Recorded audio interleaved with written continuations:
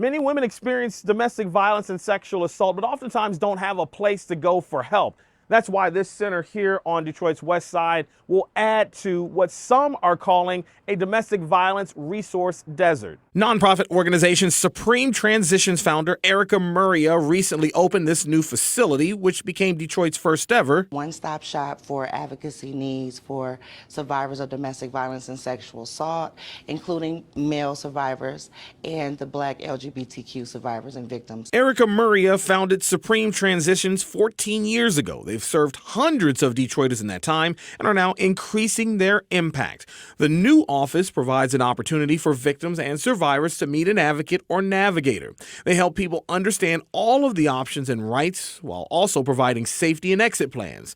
Erica says her commitment to easing Detroit's post-pandemic mental health crisis is personal because she's also a survivor of domestic violence and a survivor of sexual assault. And so I do it because I just feel like this is my passion and my purpose. And to give back in community where I'm from means more than anything to me. I'm mentally ill.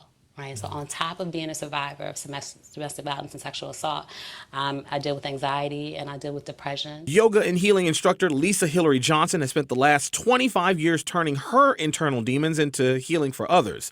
Lisa's the executive director of her nonprofit, Deep Breaths and Heal. She's one of the many organizations that Supreme Transitions works with to provide suffering Detroiters much needed healing, some of whom may be suffering in silence. Deep breath in, will you raise your lungs, your chest, and your heart like it comes from your diaphragm. Big breath, Ryan. Exhale, open the mouth, and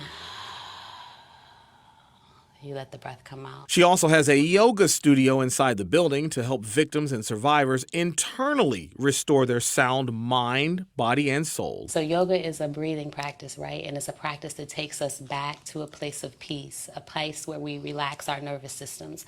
What happens in this is that when you go through trauma for sexual assault and domestic violence, your nervous system goes crazy. Having specialized services is essential to the healing journey, and having wraparound care and installation of resources is what helps keep survivors away from danger. They say there's a big need for these services, and they're doing their best to try to reach everyone in need. On Detroit's West Side, I'm Ryan Marshall for 7 News Detroit This Morning.